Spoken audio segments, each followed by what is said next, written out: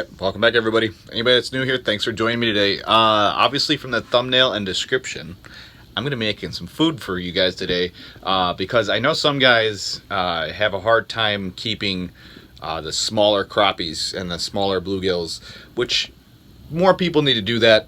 I don't want to get into the conservation thing, but the only way you guys grow giants like that is by keeping the mid or high number size. So I was just recently on a body of water where I caught probably 10,000. That's over exaggerating. I'll just say 100 plus 9 to 10 inches. Most of them were 9 inches long, and I was being stubborn. I only kept 5 10s when really I could have kept a dozen 9s easily of crappie. And the thing is with crappie, there's a lot of people say they're purists, they don't like crappie, whatever you want to say. If you bleed them out, 1, 2, you clean them properly, no bones, nothing like that. I can promise you with what I'm about to make, nobody's going to know the difference between whether it's crappie, bluegill, or whatever in it. Crappie tend to work better because, like most people say, they're mushy fish, softer meat. It just depends on where you catch them, actually. That makes a big difference. But today I'm going to make it so that you guys can go out, and if all you guys are finding are 9-inch crappies, that's because everybody kept all the big ones. So long story short, keep less big fish, keep more medium, average size fish. It's a pretty simple law of numbers. There's less big ones, more medium ones. Keep the medium ones. With what I'm going to teach you guys, it'll basically feed an entire family this way. And yeah, you guys can keep more small fish. There's a lot more of that happening. Like I said, I'm not going to get into the conservation of panfish and stuff like that with you guys right now. But obviously, you're going to find more medium-sized fish. This allows you guys to make a meal out of that. I know a lot of people that like to eat fish, and it just kind of keeps it from, you don't have to go out and catch a limit of fish. I kept 5. This is going to feed myself and my significant other very easily. She'll eat probably 1 or 2 patties. I'll eat 1 or 2 patties. But there's going to be a trick, and you guys might enjoy the trick. It's not necessarily a cheap way of doing this, but it's good. So stay tuned. All right, so like I was saying, I'm just going to show you guys real quick. I'm not going to show you cleaning them, but I mean, you can see them. They're not giants, but I mean, I'm going to guess that lake that I was on had thousands of these in it, aside from the giant that I caught. But you guys will have to go back and watch that video to see what I'm talking about. But I mean, the average size was like this guy right here. That was the bigger of the average size. So able to keep as many of these as I wanted to, but you only need 5 to do what I'm doing. So I'm going to clean these up, and then I'm going to show you what I'm going to add to them and kind of how I do this. Okay, aside from the fish, you obviously need some panko breadcrumbs. I'm going to use some panko, and I'm also going to use cornmeal this time, and then cooked shrimp. Got some thawing out. They were frozen, but it's pretty simple. You just throw them in some cold or lukewarm water or whatever and let them thaw out while you're cleaning your fish. Okay, so I cleaned the fish and I detailed the shrimp. You have to take all the tails off the shrimp. So you're going to end up with a small bag of tailless shrimp.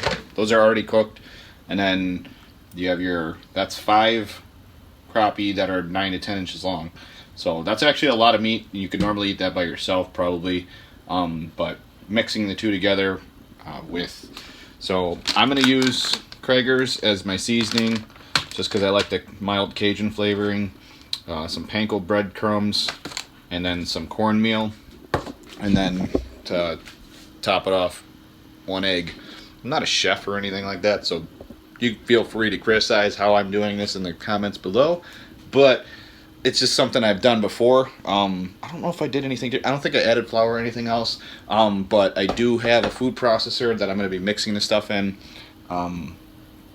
Right now, what I'm going to explain to you guys what I try to do to make this so it's fairly easy to pan fry. So what I'm going to do is pan fry it, and then on the stove next to it I have this, and I'll turn these on low. So this is a warming plate, so you can fry like 1 or 2 cakes, because they're going to be like crab cakes. So it'll be crappie cakes basically. 1 or 2 at a time, and then stick them on here so they stay nice and warm and continue to stay crispy until you're done doing everything at the end of the thing, and then you can serve them to your family and everything. But the consistency I'm going to go to with having these two in there is, it's kind of be like, I'm trying to think of how you would say it. it's tacky. So you want to be able to form the crappie cake almost like like ground beef or something like that. So you can pack it into a patty. So I'm gonna use an egg as a binder, and basically just try to mix the appropriate amount of seasoning, breading, and cornmeal. So the breading, I like to use the breading to basically make it as like your filler, and then the cornmeal I like to have a little bit mixed in there, so it gets crunchy or crispy. So you have like a nice crunchy layer, and then obviously any seasoning you want to throw in there. I've been using Krager's for a long time. I get it at the bait tackle shop I go to at Lakeside Bait and Tackle. They always have that in there, so it's just my go-to, and it tastes good.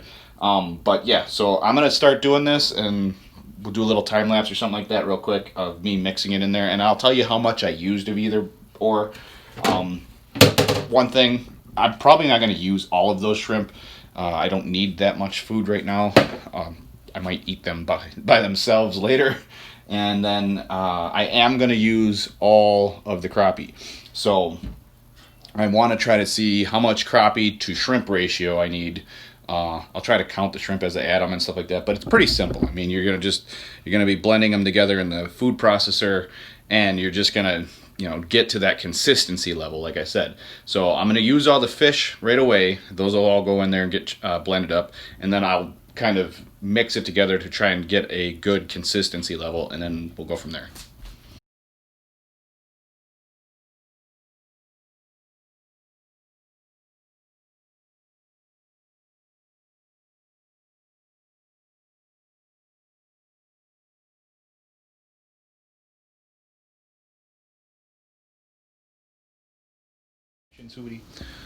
All right, so apparently I got it right away. I'm gonna touch it for you guys just so you can see.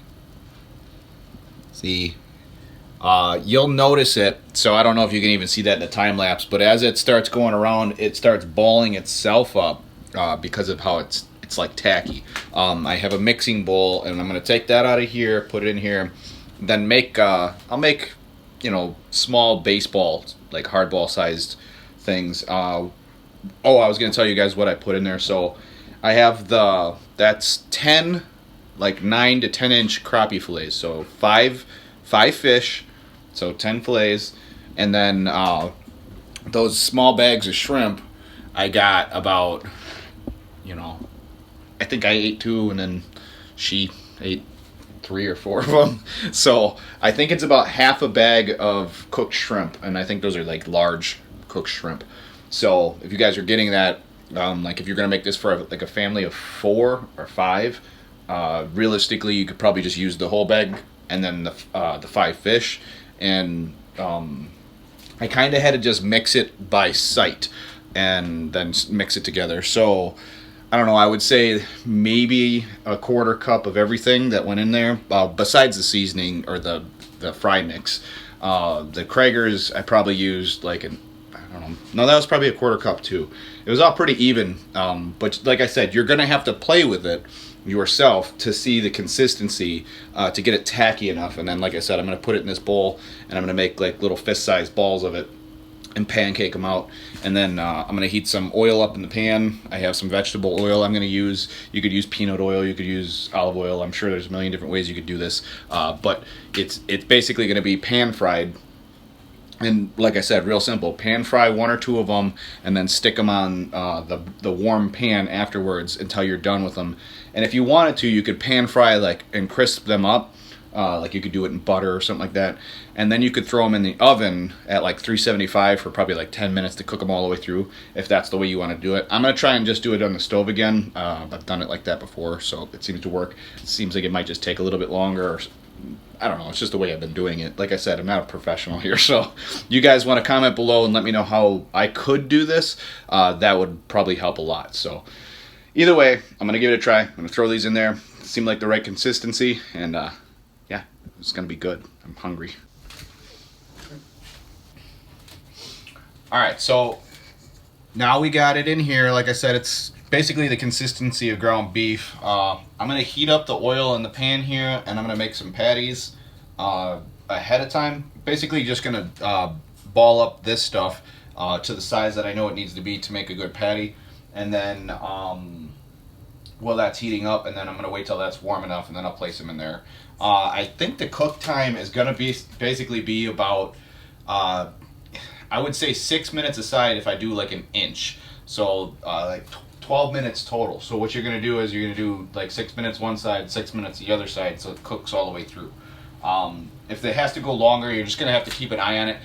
It's just like if you cook fish. It's got to be nice and golden, golden brown or whatever, and ready to go. So I'm going to start doing this and then get that warmed up.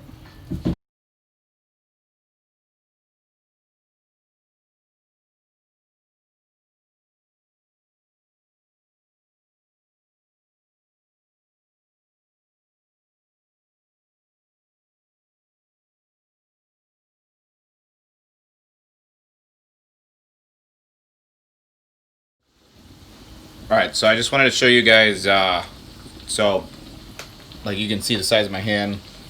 They're basically like burger patties. I made 2 bigger ones, so I'm going to do 2 by themselves, but that's kind of what the color you're looking for. That's about 5 minutes aside. Timers help. And yeah, going to do that, and then like I said, move them over to that pan, and then I'll show you guys the finished product. I almost forgot. I was actually just reminded that we have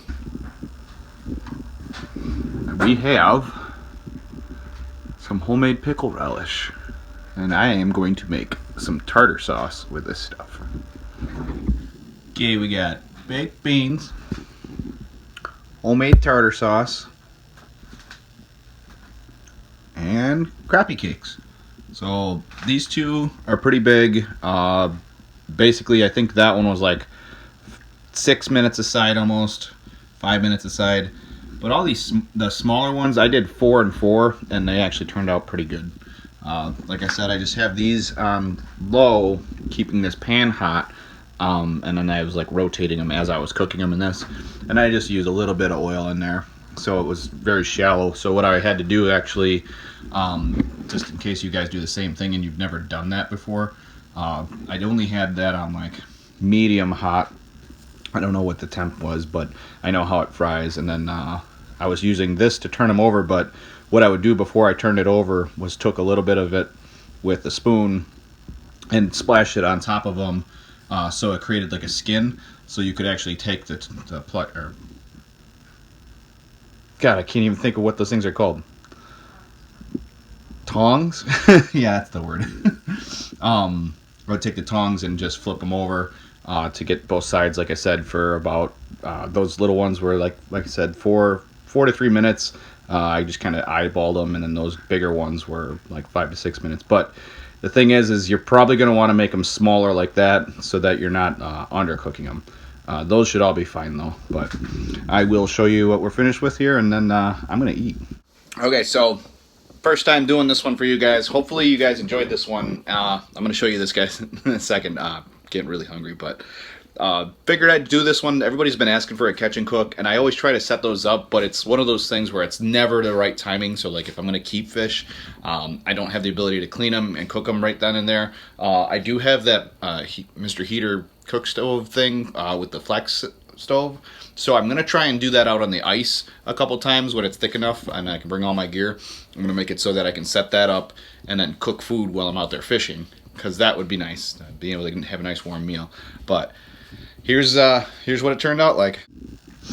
Okay, so like I said, I took the bigger one here, but it's a decent, inch thick crappie cake, and then that's homemade relish turned into, what do you call that, tartar sauce, and then like baked beans. Baked beans go with anything, but that's the main thing here. So hopefully you guys enjoyed today's video.